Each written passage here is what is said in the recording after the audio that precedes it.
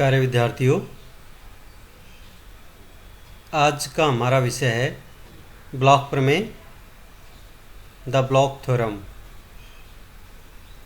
इसमें देखिए क्या होता है कि एफ ब्लॉक नामक जो वैज्ञानिक है उसने 1928 में ठोस में इलेक्ट्रॉन पर आवर्ती विभव के प्रभाव का अध्ययन किया।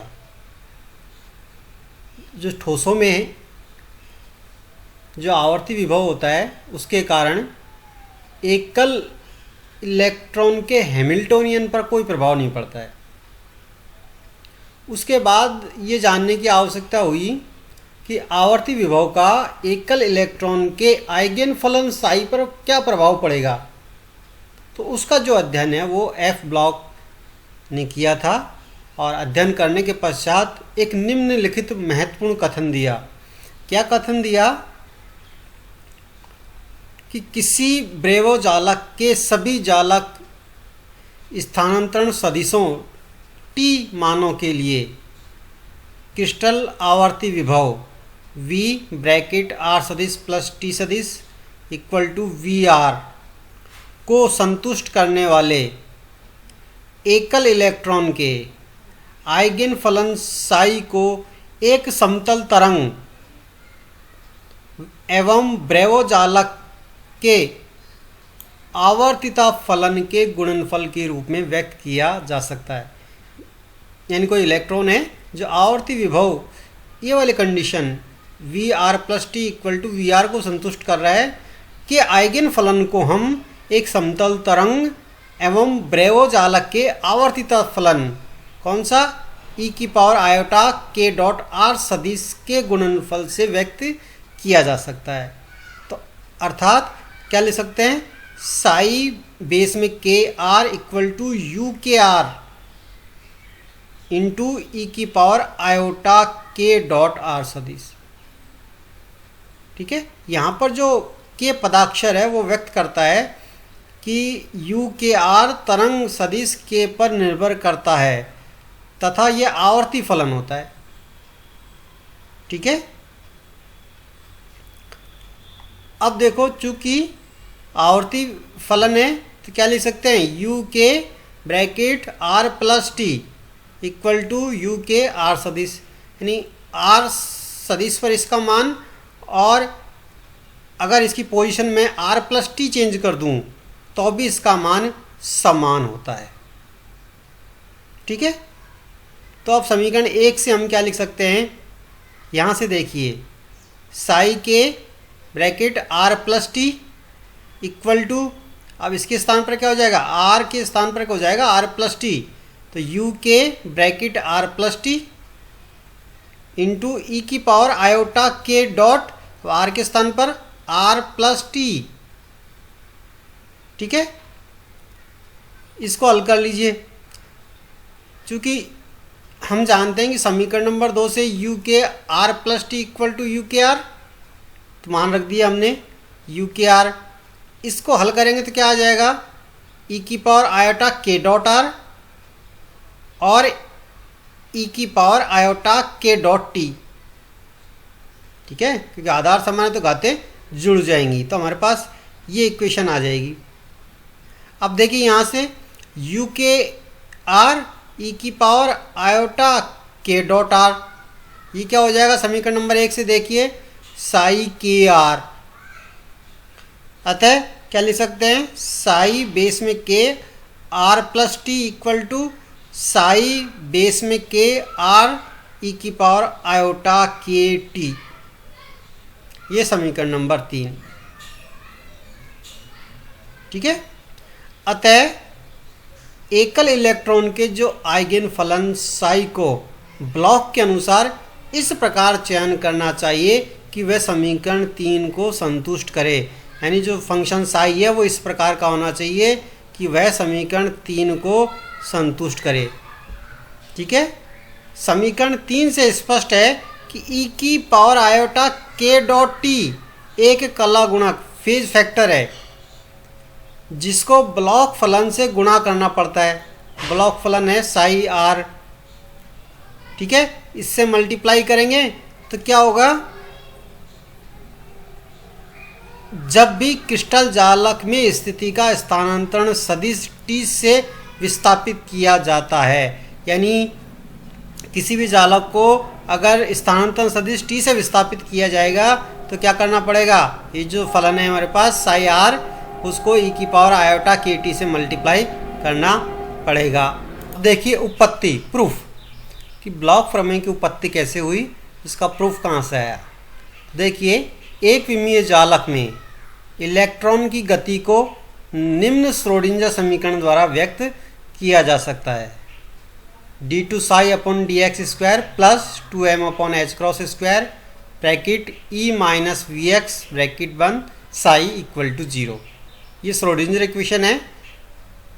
तो हम क्या करते हैं कि जो एक विमीय जालक है उसमें इलेक्ट्रॉन की गति के लिए श्रोडिंगर समीकरण का हम इस्तेमाल करते हैं, जो समीकरण 1 द्वारा दिया गया है। ठीक है, जहाँ पर E जो है इलेक्ट्रॉन की कुल ऊर्जा है और m इलेक्ट्रॉन का द्रव्यमान है। ठीक है, समीकरण 1 जो है द्वितीय कोटि का रैखिक अवकलन समीकरण है, इसलिए नियत ऊर्जा E के लिए इसके दो स्वतंत्र हल साई 1x तथा साई 2x होंगे। दो स्वतंत्र हल है, अगर साई 1x तथा साई 2x इसके दो स्वतंत्र हल हैं तो इसका जो सामान्य हल हम किस प्रकार ले सकते हैं वो देखिए, psi x equal to a psi 1x plus b psi 2x, जहाँ पर a और b दो है अज्ञात हमारे पास नियतांक है।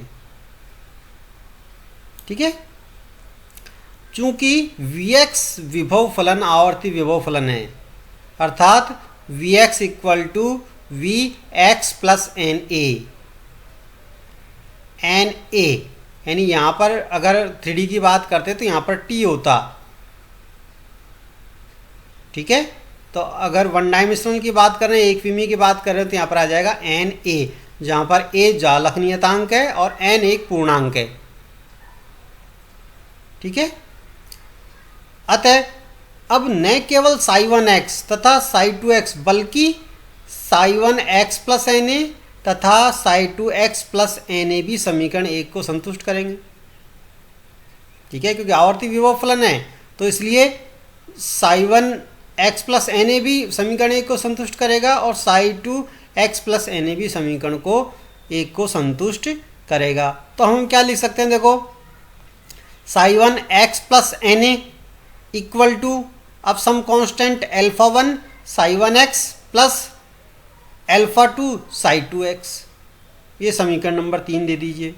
इसी प्रकार psi 2x plus n a equal to some constant beta 1 psi 1x plus some constant beta 2 psi 2x, ये समीकरण नंबर 4। ठीक है, तो जहाँ पर अल्फा 1 अल्फा 2 बीटा 1 बीटा 2 अज्ञात नियतांक हैं। अब देखिए, चूंकि जालक स्थानांतरण के कारण समीकरण 1 का व्यापक हल समीकरण 2 से, देखिए समीकरण जो है 1 का जो व्यापक हल हमने इस प्रकार दिया था, अब हमने जालक स्थानांतरण कर दिया है x प्लस एन ए पर। तो x प्लस एन ए पर जब करेंगे तो इसका सॉल्यूशन भी हम इसी को x प्लस एन ए की फॉर्म में लिखेंगे। तो समीकरण 2 से देखो x प्लस एन ए के लिए हम कैसे लिख सकते हैं, psi x plus n a equal to a psi 1 x plus n a plus b psi 2 x plus n a, वो x के लिए था। अब ये हमने किसके लिए कैलकुलेट किया है, x प्लस एन ए के लिए। तो हमने क्या किया, x के स्थान पर x प्लस एन ए लिख दीजिए, तो ये इक्वेशन आ जाएगी।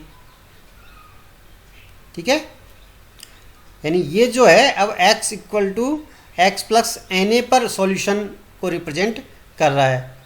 अब क्या करेंगे, समीकरण 3 व 4 से इसमें मान रख देंगे psi 1 x plus n a और psi 2 x plus n a का। तो रख दीजिए मान इसमें, तो क्या आ जाएगा, देखो हमारे पास psi x plus n a equal to क्या हो जाएगा, a psi 1 x plus n a का मान रख दीजिए alpha 1 psi 1 x plus alpha 2 psi 2 x plus b psi 2 x plus n a का मान रख दीजिए beta 1 psi 1 x plus beta 2 psi 2 x. ठीक है, अब साई वन एक्स का पद अलग कर लीजिए और साई टू एक्स का पद अलग कर लीजिए, तो क्या आ जाएगा हमारे पास equation, a alpha one plus b beta one bracket psi one x plus bracket a alpha two plus b beta two bracket बंद साई टू एक्स। ये समीकरण नंबर 5। अब ये जो समीकरण नंबर 5 है, हमने उसमें ए और बी जो नियतांक के मान हैं वो निम्न प्रकार लेते हैं, यानी किस प्रकार के हैं। तो हमारे पास है a alpha one plus b beta one equal to lambda a. दूसरा है a alpha two plus b beta two equal to lambda b. यहाँ पर जो लैम्बडा है वो आइगन मान होता है, आगे हम इसको पढ़ेंगे। तो उसके फॉर्म में हमने इसको लिया है। तो अगर जब ये लेंगे तो अब समीकरण कितने 5 क्या हो जाएगा, psi x plus n a equal to lambda bracket a psi one x plus b psi two x bracket बंद। ये वाली इक्वेशन क्या हो जाएगी वापस लैम्बडा साई एक्स, ठीक है। तो क्या हो जाएगी equation, psi x plus n a equal to lambda psi x. ये होगी समीकरण नंबर 8। अब समीकरण 8 संतुष्ट होगा यदि समीकरण 6 व 7 से। ये जो समीकरण नंबर 8 है ये तभी संतुष्ट होगा जब समीकरण 8 से जो सारणिक है उसका मान कैसा हो, इतना alpha one minus lambda beta one alpha two beta two minus lambda का जो सारणिक है ए बी इक्वल टू 0। और समीकरण 2 के परिमित हल के लिए, समीकरण 2 के जो परिमित हल हैं उसके लिए समीकरण 9 का जो सारणिक है उसका मान 0 होना चाहिए, यानी ये जो डिटर्मिनेंट है सारणिक है इसका मान 0 होना चाहिए, तो 0 रख दीजिए। अतः alpha one minus lambda beta one alpha two beta two minus lambda equal to 0। ये जो सारणिक है इसका मान 0 के बराबर रख दिया। अब इसको हल करना है, कर लीजिए।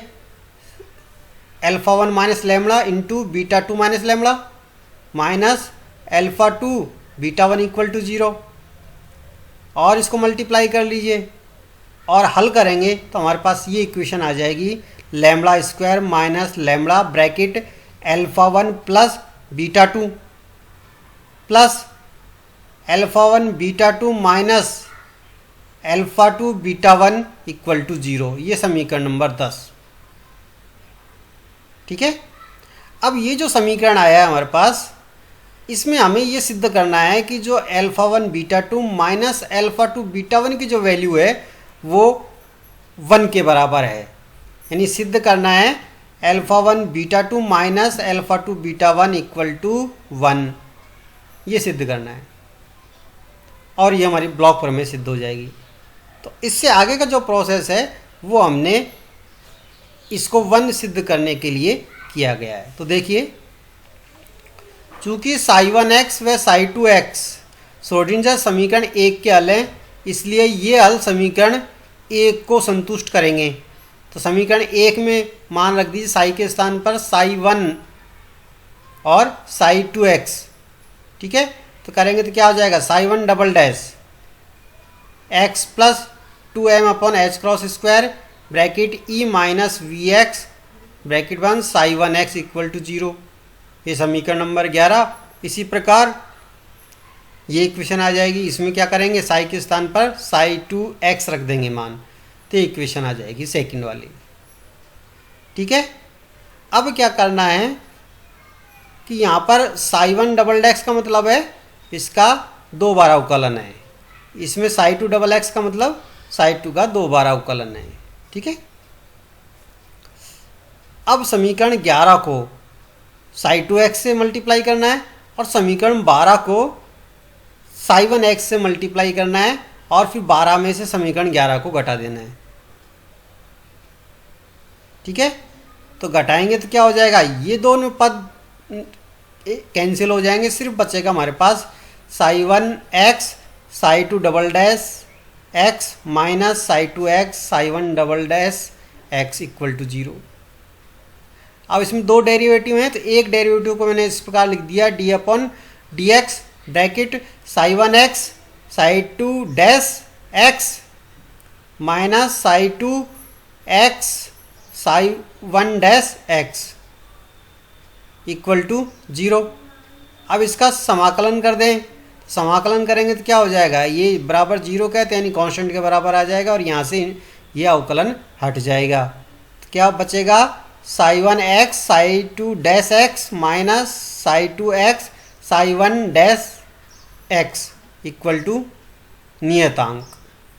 और ये जो राशि है पूरी उसको मैं डब्ल्यू एक्स से रिप्रेजेंट कर रहा हूँ, तो डब्ल्यू एक्स इक्वल टू नियतांक के बराबर हो, यानी जो डब्ल्यू एक्स है वो अब एक्स पर डिपेंड नहीं कर रहा है।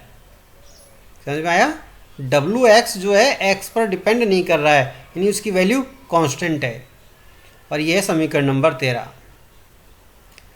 अब देखिए समीकरण जो 3 व 4 है हमारे पास, उनका अवकलन करने पर psi one dash x plus n a equal to alpha one psi one dash x plus alpha two psi two dash x.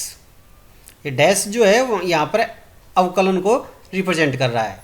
तो psi two dash x plus n a equal to beta one psi one dash x plus beta two psi two dash x.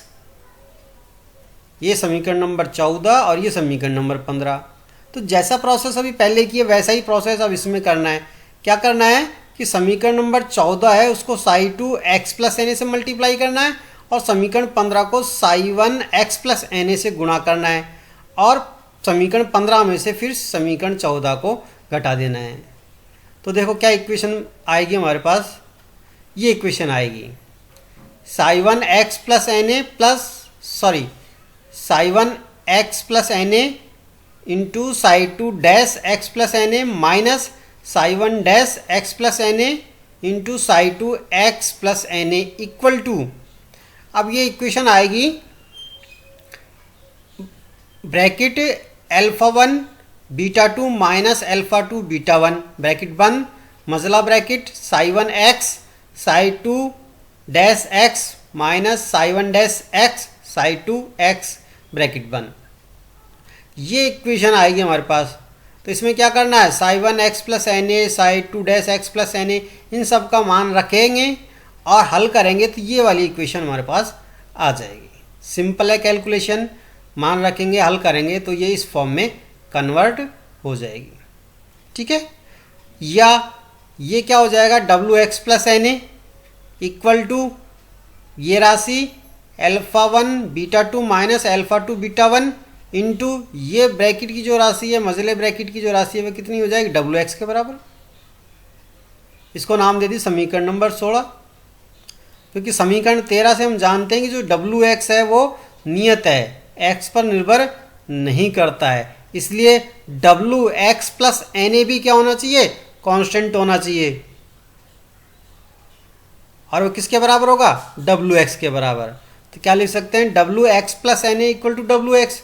जब ये W x के बराबर होगा तो ये जो इसके साथ में जो गुणांक है alpha one beta two minus alpha two beta one, उसका मान कितना होना चाहिए 1। तो सिद्ध हो गया समीकरण 16 से alpha one beta two minus alpha two beta one equal to 1, और यही हमें सिद्ध करना था। अब क्या करेंगे, ये वाला मान समीकरण 10 में रख दीजिए तो क्या इक्वेशन आ जाएगी, lambda square minus bracket alpha one plus beta two bracket one lambda plus 1 equal to 0। तो ये द्विघात समीकरण आ गई हमारे पास। और माना इसके हल हमारे पास लैम्बडा वन लैम्बडा टू हो तो क्या होगा, lambda one plus lambda two equal to alpha one plus beta two, और lambda one into lambda two equal to क्या होगा 1, जो इसके मूल होंगे। तो देखिए समीकरण 17 से देखिए, समीकरण 17 से क्या स्पष्ट हो रहा है कि लैम्बडा वन और लैम्बडा टू परस्पर प्रतिलोम होते हैं। चूंकि आइगन फलन साई तरंग रूप में होना चाहिए, इसलिए लैम्बडा वन और लैम्बडा टू की जो मान है वो हम किस प्रकार लिख सकते हैं, इस प्रकार lambda one equal to e की पावर आयोटा के ए एन, और लैम्बडा टू कितना हो जाएगा ई की पावर माइनस आयोटा के ए एन। ये मान समीकरण 8 में रख दीजिए। तो 8 में रखेंगे तो क्या हो जाएगा, psi x plus n a equal to e की पावर प्लस माइनस आयोटा के ए एन साई एक्स। ठीक है। अगर मैं इसी को त्रिविम की फॉर्म में लिखूं, त्रिविम जालक के लिए लिखूं तो क्या हो जाएगा, psi r plus t equal to e की power plus minus iota k dot t psi r सदिश। और यही क्या है, ब्लॉक प्रमेय है। ठीक है, धन्यवाद।